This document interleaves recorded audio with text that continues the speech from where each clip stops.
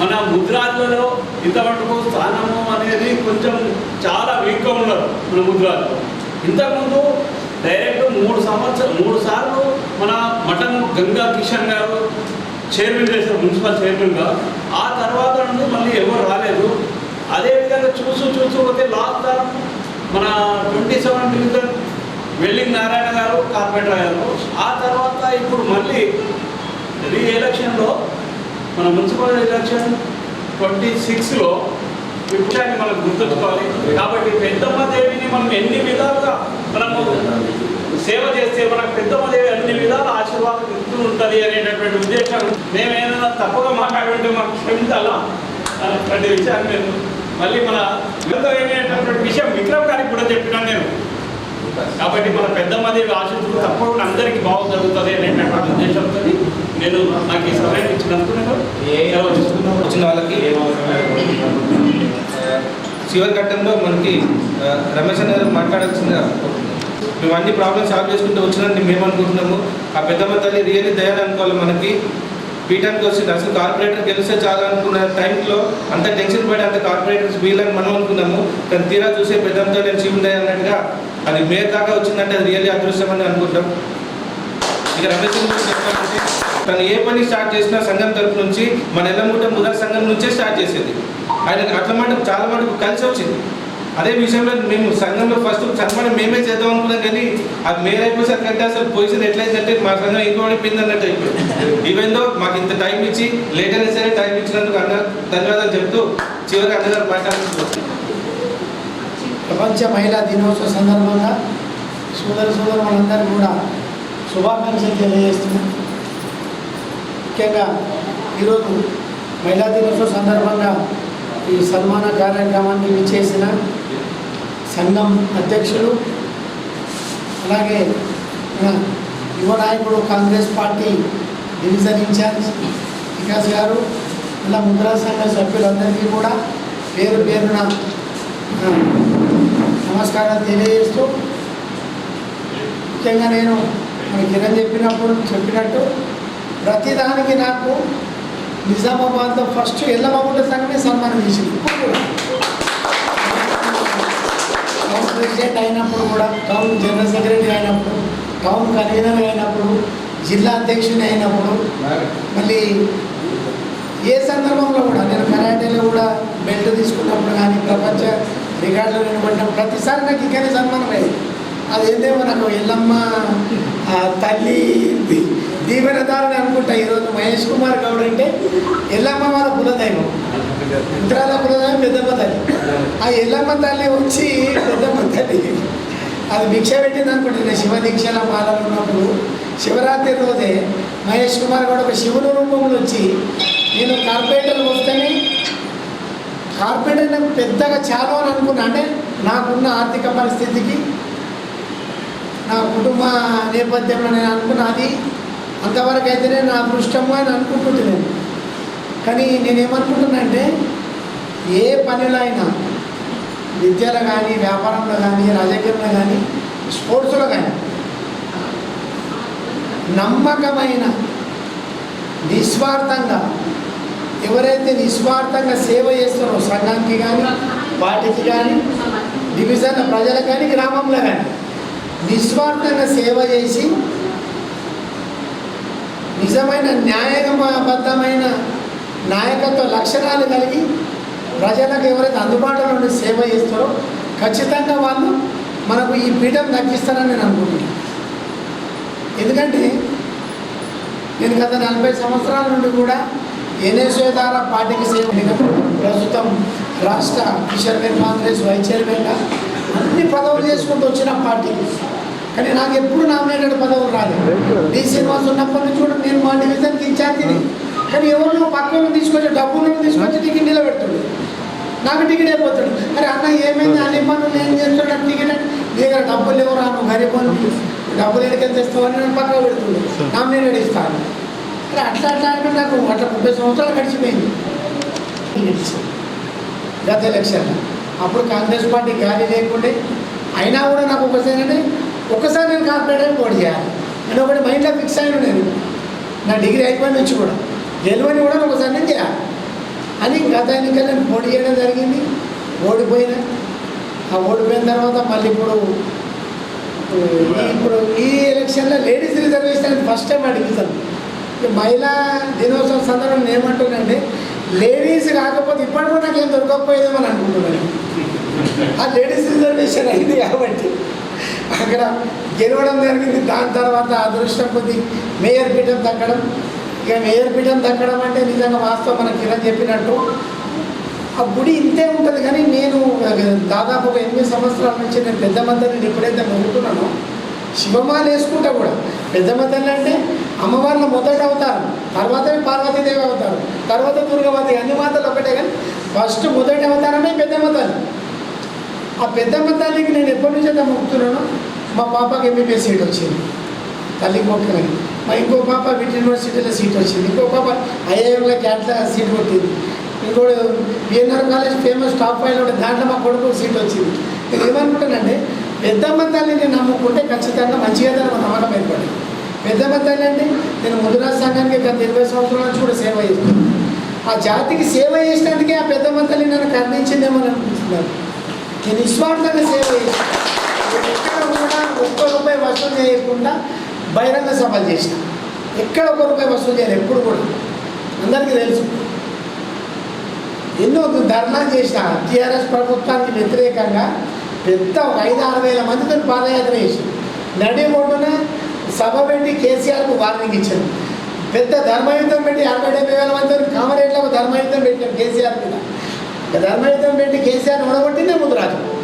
ఎందుకంటే 50,000 ఓడుకునేమని అక్కడ ప్రతి ఇంటికి చెప్పినాం కేసీఆర్ చేసే అరాచకాలు ముదిరాజు జాతికి చేస్తున్న అన్యాయం.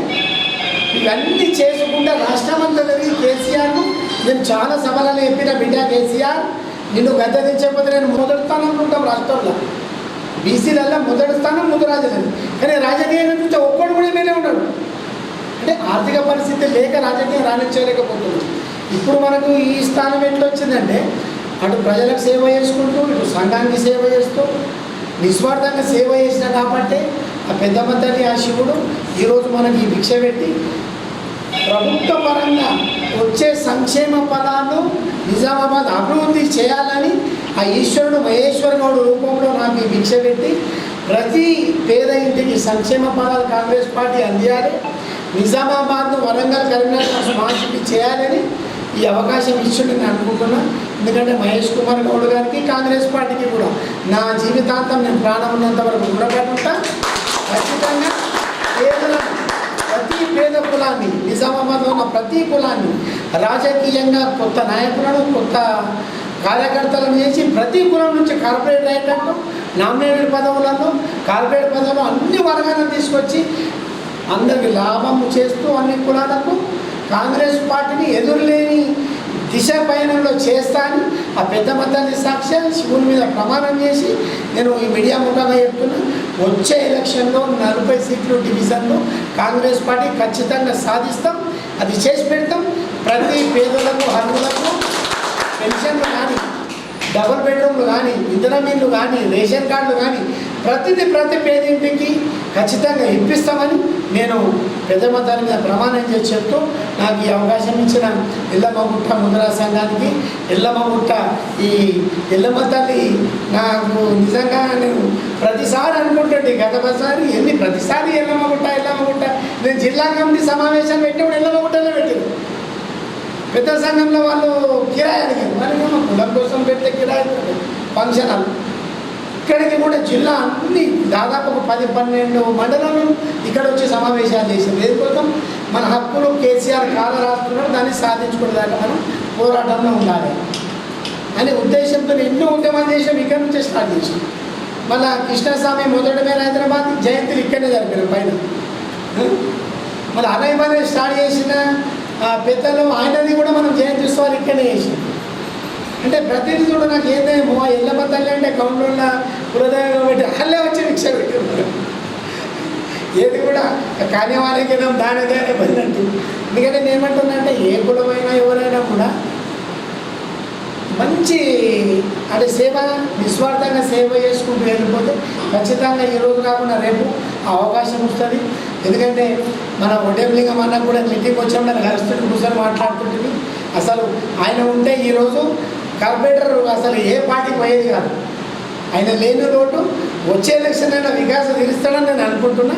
ఖచ్చితంగా తీరుస్తాడు. దానికి కూడా నా కృషి, నా పట్టుదల ఉంటుంది.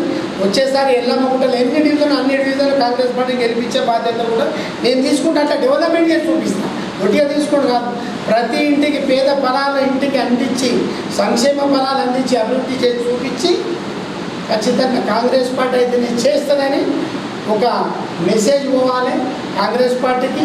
ముదిరాజులు కూడా అందరూ అండగా ఉండాలి పార్టీలకు వచ్చేది. ఎందుకంటే ఇటువంటిది అవకాశం ఇంకా 100 సంవత్సరాలైనా మన జిల్లాలో రాదు.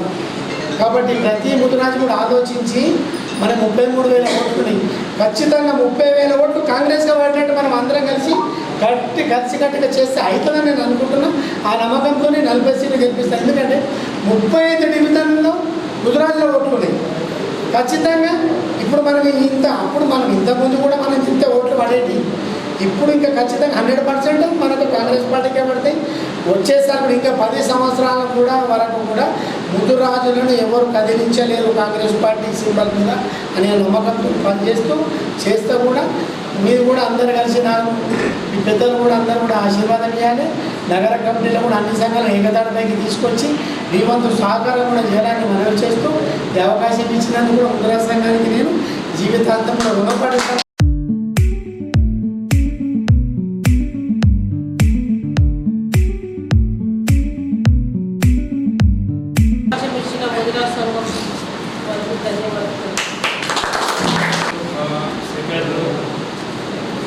గౌరవ అధ్యక్షులు రాధాకృష్ణ గారికి,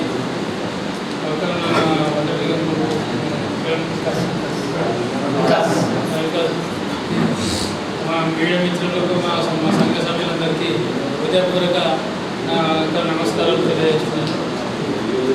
ఏంటంటే ఈరోజు మన ముద్రా సంఘం మన ఉమారాణి గారు మన సంఘానికి అడుగుపెట్టింది.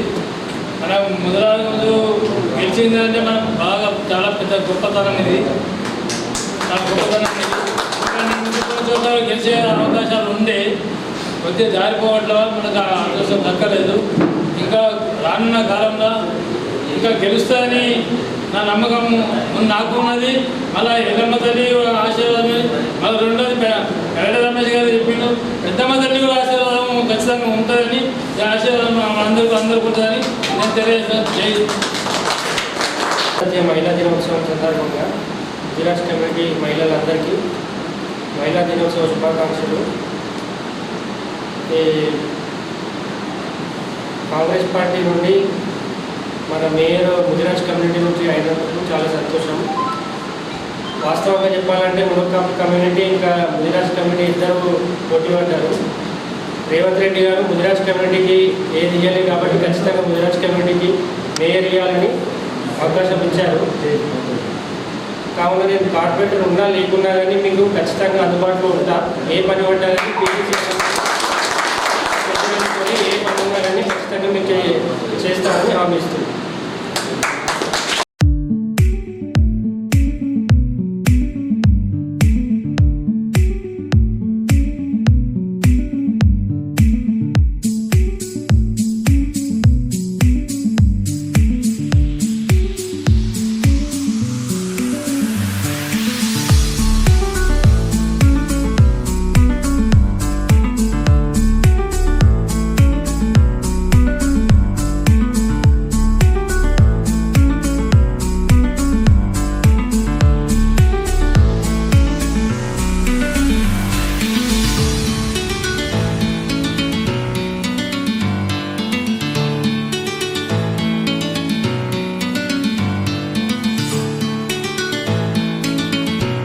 ఈ విధంగా ఆడబిడ్డను తోడు పెట్టుకొని మా అన్నగారు సర్వ